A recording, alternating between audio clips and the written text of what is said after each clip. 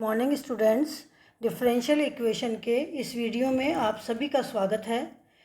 इस वीडियो में हम एग्जैक्ट डिफरेंशियल इक्वेशन को, जो कि हमको एग्जैक्ट नहीं दी है, उसको रिड्यूस करके एग्जैक्ट में बदलेंगे और उसके बाद उसको हम हल करेंगे। उसके लिए पिछले वीडियो में मैंने आपको 3 केस करा दिए थे।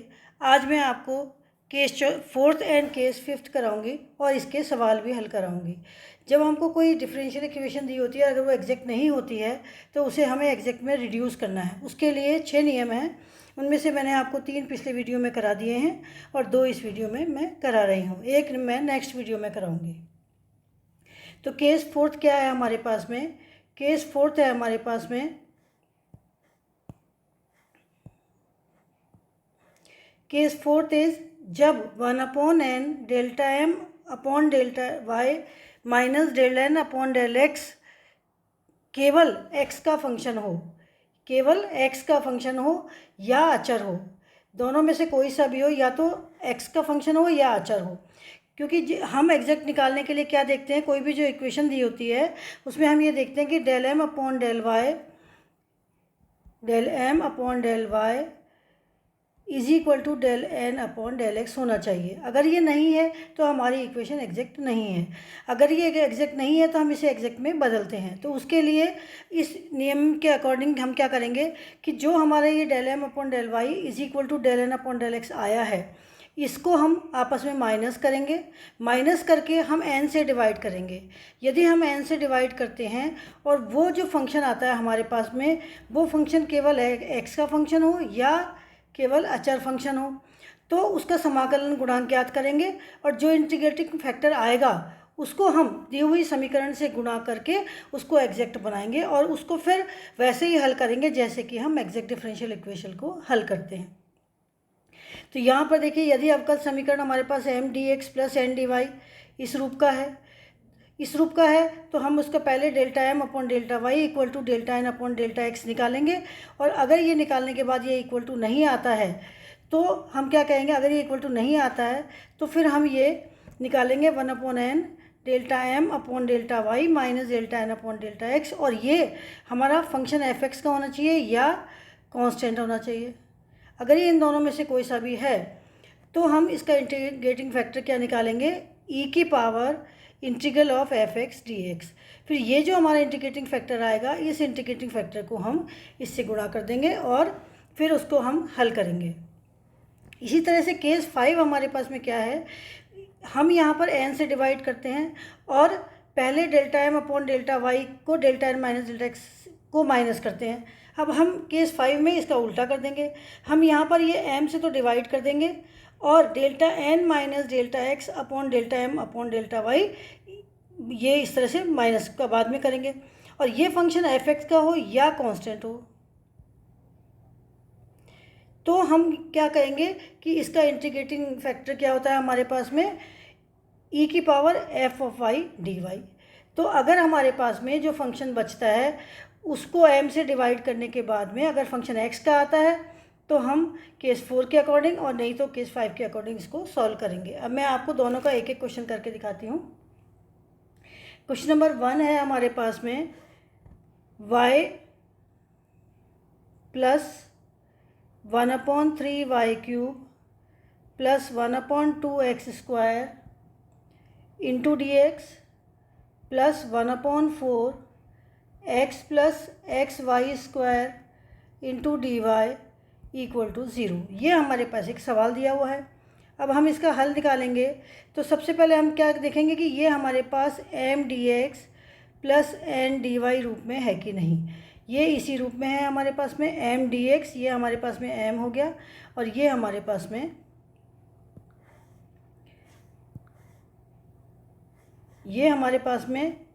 m हुआ और ये हमारे पास में n हुआ। तो अब हम इसको क्या करेंगे, डेल m अपॉन, पहले मैं m लिख देती हूँ। यहाँ पर m इक्वल टू कितना हुआ, y plus 1/3 y³ plus 1/2 x²। तो del m upon del y कितना हो जाएगा हमारे पास में, यहाँ y का 1 प्लस 3 y³ y² अपॉन 3 और ये x का 0 हो जाएगा तो +0। तो ये हमारे पास कितना हो गया 1 + y²। इसी तरह से हमको n दिया हुआ है तो हम n क्या है हमारे पास में 1/4 x प्लस 1/x+xy²। तो यहाँ पर del n upon del x differential करेंगे with respect to x, y को कांस्टेंट मानेंगे तो ये हो गया 1/4 1 + y²।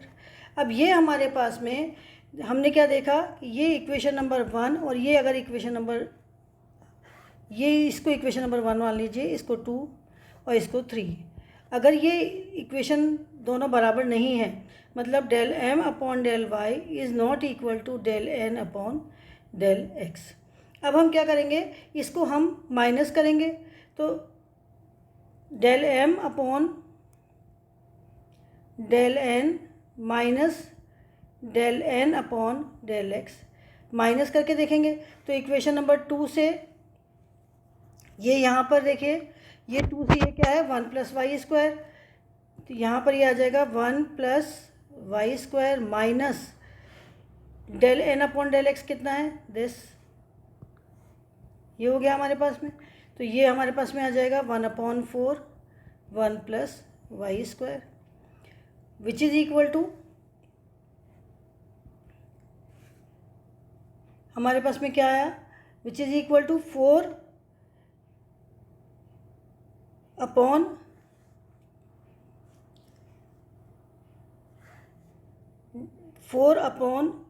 यहाँ से हमने 4 हमने एलसीएम लिया, दैट इम्प्लाइज ये हमारे पास आया 4 1 + y²। 1 + y² को हमने बाहर निकाल दिया minus 1 + y² upon 4। That implies ये कितना हो गया 1 + y² तो हमारा बाहर आ गया तो 4 - 1 हो गया 3। तो ये हमारे पास में हो गया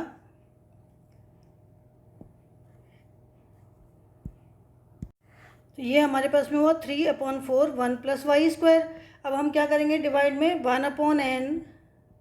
देखिए यहाँ पर 1 + y² है, ये देखिए यहाँ पर ये 1 + y² आया। अब हम 1 + y² से डिवाइड कर दें तो वो हम देखेंगे किस में है। ये देखिए यहाँ पर हम x कॉमन निकाल दें तो यहाँ पर ये 1 + y² है तो हम इसको डिवाइड कर देंगे n से।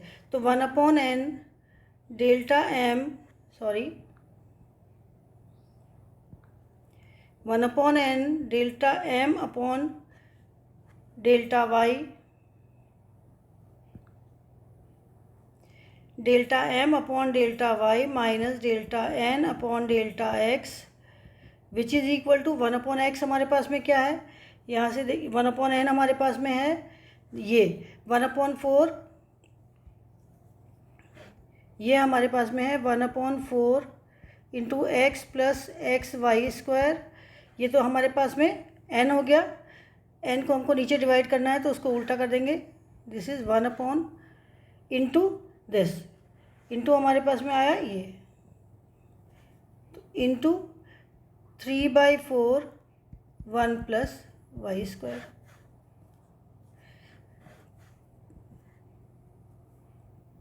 तो इसको हमने यहाँ पर क्या किया, दैट इम्प्लाइज ये 4 ऊपर चला गया, ये 4 से 4 कैंसिल हो गया और y 1 + y² से 1 + y² कैंसिल हो गया। तो हमारे पास में क्या आया 4/x into 1 + y² into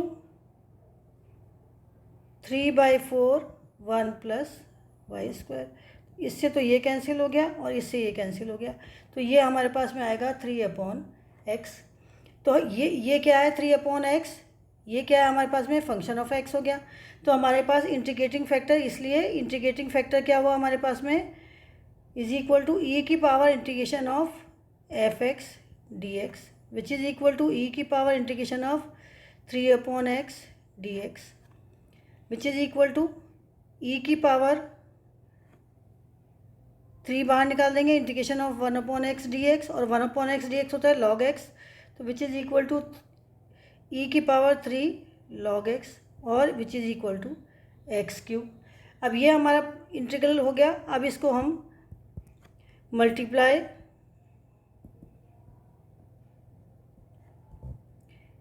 equation 4 by equation 1, तो अब हमें क्या मिलेगा, तो हमारे पास में आएगा x³ y plus 1/3 x³ y³, यहाँ x³ को मैंने सारे में गुणा कर दिया जो हमारी इक्वेशन 1 थी उसमें, 1/2 x⁵ into dx plus 1/4 x⁴ plus x⁴ y² into dy equal to 0। अब हमारे पास में ये हमारी एग्जैक्ट डिफरेंशियल इक्वेशन हो गई जो ये बनी है। अब इसको हम जैसे एग्जैक्ट डिफरेंशियल इक्वेशन को या तो निरीक्षण विधि द्वारा या इंटीग्रल m dx जिस तरह से करते हैं उसको देख करके हम करेंगे। अब हम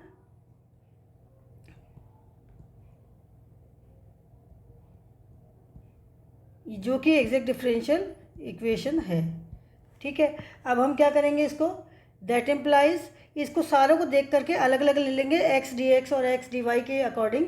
तो यहाँ पर हमारे पास में आएगा x³ y इंटू dx, इस टर्म को ये, और यहाँ से 4x dy इसको हम खोल देंगे, तो ये हो गया प्लस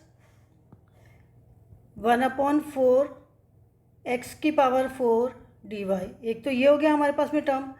दूसरी टर्म हम क्या लेंगे, 1/3 x³ y³ dx यहाँ से प्लस 1/4 x⁴ y² dy। तो यहाँ हम लिखेंगे plus 1/3 x³ y³ dx plus 1/4 x⁴ y² dy। दो टर्म हो गई हमारे पास में, और तीसरी टर्म हमारे पास में अब क्या बची, केवल ये वाली टर्म, केवल ये बची है, और ये x की और ये भी x की, तो इसको हम अलग से लिख सकते हैं। तो ये हो गया प्लस 1/2 इंटू x⁵ dx। और इस वाले टर्म में से अगर हम करें, इस वाले टर्म में से, तो हम क्या करेंगे, ये इक्वल टू 0 हो गया। इस टर्म में से 4 बाहर निकाल लेते हैं, 4 इंटू ये y इंटू 4x³ इसको इस रूप में लिख लेंगे हम, dx plus x⁴ dy plus 1/12 y³ into 4x³ plus x⁴ into 3y² dy plus 1/2 x⁵ dx equal to 0। अब ये देखिए यहाँ पर हमारे पास में ये वाली टर्म और फिर उसके बाद में ये वाली टर्म, ये दोनों निरीक्षण विधि से हमें दिख रहा है कि यहाँ पर हम इसको x⁴ y अगर हम ले लें तो वो उसका डिफरेंशियल ये पूरा का पूरा होता है। तो हम इसको क्या लिखेंगे फिर दोबारा से, दैट इम्प्लाइज 4 तो बाहर आ गया हमारा, ये d ऑफ x⁴ y ये वाला हो गया। इसके बाद में दूसरा वाला जो आएगा नेक्स्ट, ये हमारे पास में क्या आएगा, 1/12 तो बाहर आ गया, और ये अंदर किसका डिफरेंशियल हो गया, x⁴, ये देखिए यहाँ से देखेंगे x⁴ और 3y² तो y³ हो गया, ये हो गया y³ plus 1/2 x⁵ dx equal to 0। अब हम इसको इंटीग्रेट कर देंगे,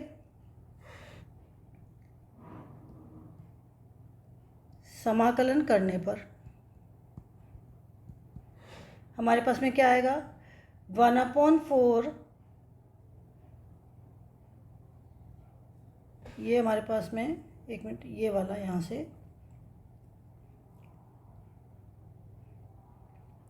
सॉरी, हाँ ये वाला आ गया। अब इसको इंटीग्रेट कर देंगे हम, ये यहाँ पर 1/4 आएगा, यहाँ पर सॉरी इसको गलत लिख दिया मैंने, यहाँ पर ये आएगा 1/4 4, यहाँ 1/12 और यहाँ 1/2, ठीक है। अब हम इसको समाकलन करने पर हम क्या करेंगे, इंटीग्रेट करेंगे। तो 1/4 integration of d x4y plus 1/12 integration of d x4y³ plus 1/2 integration of x5 dx is equal to c. That implies, ये हमारे पास में आंसर क्या आ गया, 1/4 x4y plus 1/12 x4y³ plus 1/2 x6/6 plus C.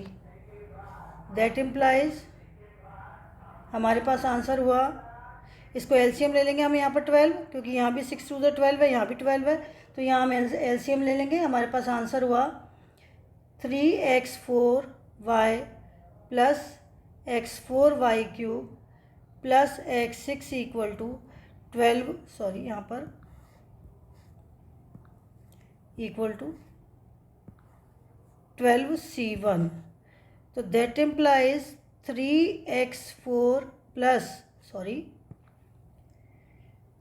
3x4y plus x4y³ plus x6 equal to c।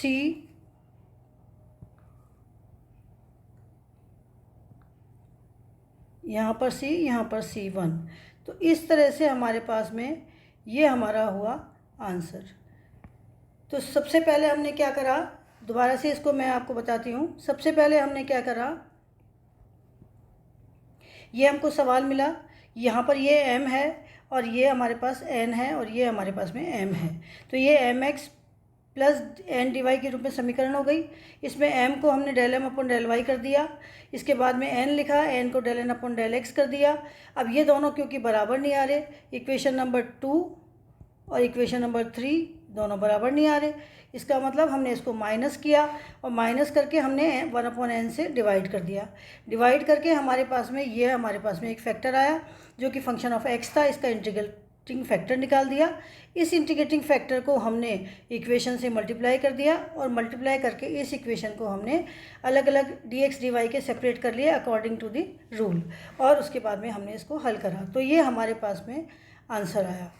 अब मैं question number 2 लिखाऊंगी। तो question number 2 is y4 plus twice y into dx plus xy³ plus twice y4 minus 4x into dy equal to 0। ये हमारा सवाल है।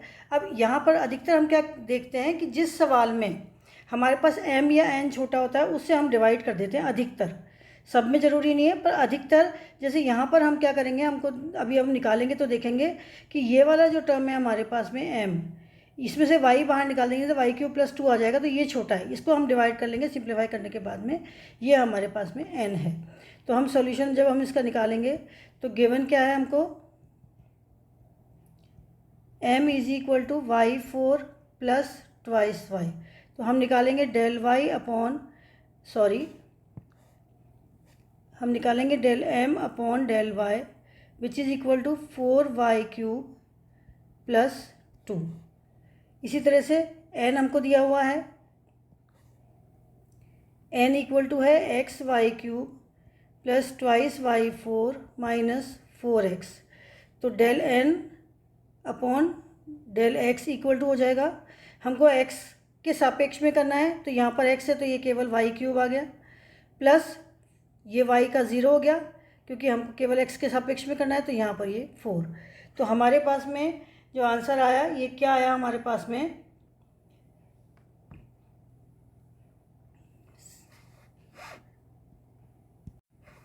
तो यहाँ पर ये हो गया y³ माइनस 4। तो इसलिए हमने यहाँ पर से क्या देखा, ये हमारी समीकरण नंबर सपोज 2 हो गई, ये समीकरण नंबर 1 है और ये समीकरण नंबर 3 है। तो हमने क्या देखा यहाँ पर कि del m अपॉन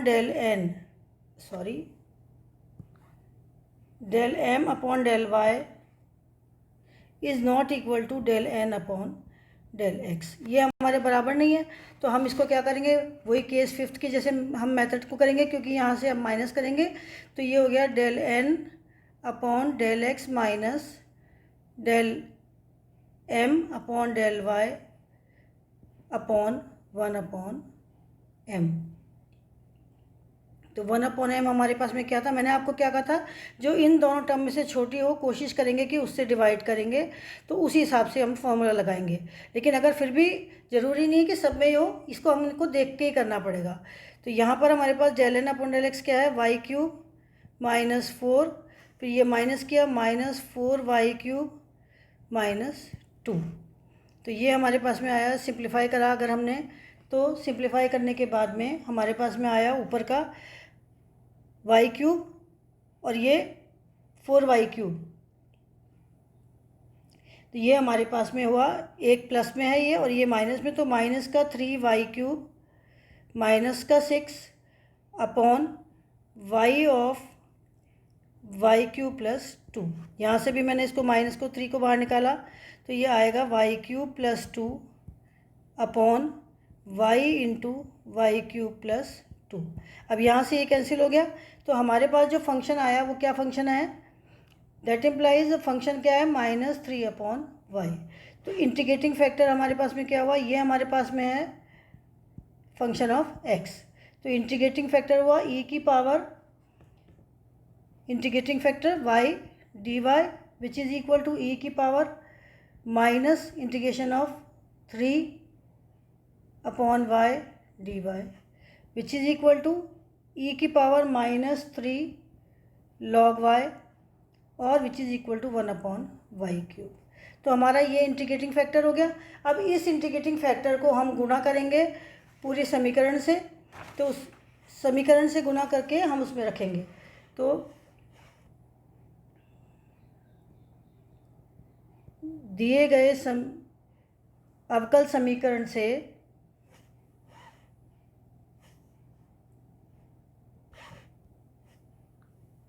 दिए गए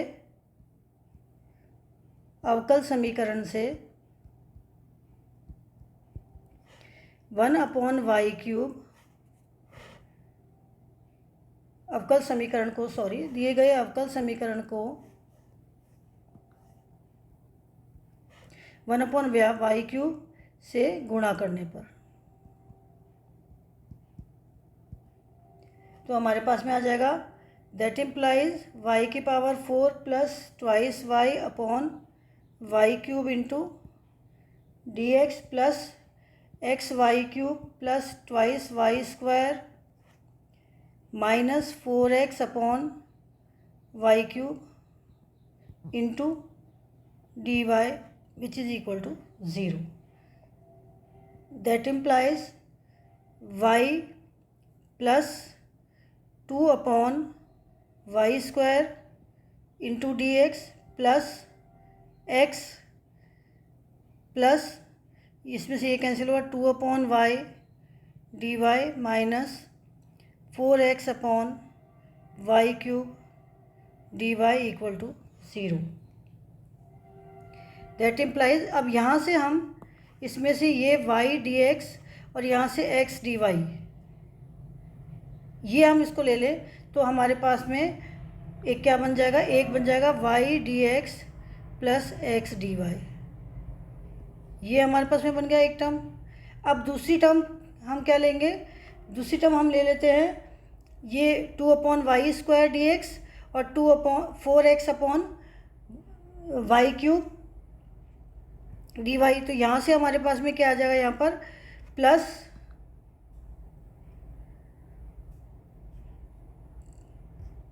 2/y² dx minus 4x upon y³ dy, ये हमने एक टर्म ले लिया। अब एक हमारे पास में लास्ट में क्या बची हुई है, एक टर्म ये हो गई, ये हो गई। अब ये वाली टर्म बची है, क्योंकि ये पूरा का पूरा जो टर्म है ये अलग से है, तो हम इसको अलग से लिख लेंगे, plus 2/y dy equal to 0। अब इनका हम समाकलन कर देंगे, तो इसको पहले हम सिंप्लीफाई वे में कर दें, डी ऑफ एक्स वाई, ये वाला जो है ये वाई एक्स या एक्स वाई कुछ भी लिखेंगे, ये वाला टर्म आ गया हमारे पास में इससे, प्लस इस वाली टर्म को जब हम एलसीएम लेंगे और सिंप्लीफाई करेंगे तो ये आएगा ट्वाइस डी ऑफ, दो बाहर निकाल लेते हैं हम इसको, तो ये हमारे पास में आ जाएगा एक्स अपॉन वाई स्क्वायर के टर्म में, ये plus 2 upon y, sorry 2y dy आ जाएगा यहाँ पर। जब हम इसको सिंप्लीफाई करेंगे तो लास्ट में तो ये यहाँ पर आएगा 2y dy, और यहाँ पर भी ये आ जाएगा 2y dy इक्वल टू 0। समाकलन करने पर